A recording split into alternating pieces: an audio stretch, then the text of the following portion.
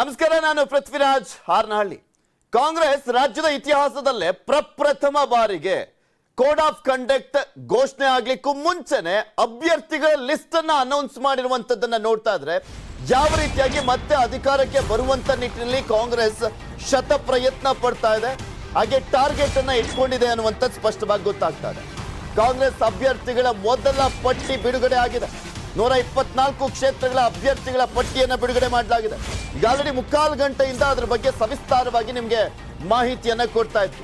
ಯಾವ್ಯಾವ ರೀತಿಯಾಗಿ ಯಾವ್ಯಾವ ಕ್ಷೇತ್ರದಲ್ಲಿ ಯಾವ್ಯಾವ ಜಿಲ್ಲೆಯಲ್ಲಿ ಏನೇನೆಲ್ಲ ನಡೆದಿತ್ತು, ಯಾವ ನಾಯಕರ ಪೈಪೋಟಿ ಇತ್ತು ಅಂತ ಇನ್ನಷ್ಟು ಮಾಹಿತಿಯನ್ನ ನೀಡ್ತಾ ಹೋಗ್ತೀವಿ. ಈಗ ಸಿದ್ದರಾಮಯ್ಯನವರ ಕ್ಷೇತ್ರ ಸಸ್ಪೆನ್ಸ್ಗೆ ನಿನ್ನೆ ತೆರೆ ಬಿತ್ತು. ಸಿದ್ದರಾಮಯ್ಯನವರು ಹೇಳಿದಂತ ಹಿನ್ನೆಲೆಯಲ್ಲಿ ಅಲ್ಲಿ ತೆರೆ ಬೀಳ್ತಿದ್ದ ಹಾಗೆ ಇಲ್ಲಿ ಲಿಸ್ಟ್ ಔಟ್ ಆಯ್ತು. ವರ್ಣಾದಿಂದಲೇ ಸಿದ್ದರಾಮಯ್ಯನವರು ಸ್ಪರ್ಧೆ ಮಾಡಿದ್ರು. ಕೋಲಾರ ಬಾದಾಮಿ ಅಭ್ಯರ್ಥಿಗಳ ಆಯ್ಕೆ ಮಾತ್ರ ಆಗಿಲ್ಲ. ಬಿಕಾಸ್ ನಿನ್ನೆ ಸಿದ್ದರಾಮಯ್ಯನವರು ಅಲ್ಲೂ ಒಂದು ಸಸ್ಪೆನ್ಸ್ ಅನ್ನ ಇಟ್ರು. ಕುತೂಹಲಕ್ಕೆ ಎಡೆ ಮಾಡಿಕೊಡ್ತು ಅವರ ಆಯ್ಕೆ.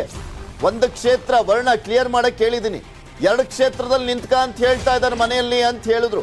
ಸೊ ಹೀಗಾಗಿ 2ನೇ ಕ್ಷೇತ್ರ ಆಯ್ಕೆಗೋಸ್ಕರನೇ ಬಾದಾಮಿ ಮತ್ತೆ ಕೋಲಾರದಲ್ಲಿ ಅಭ್ಯರ್ಥಿಗಳ ಹೆಸರನ್ನ ಘೋಷಣೆ ಮಾಡಿಲ್ವಾ ಅನ್ನುವಂಥ ಪ್ರಶ್ನೆ ಕೂಡ ಇದೆ.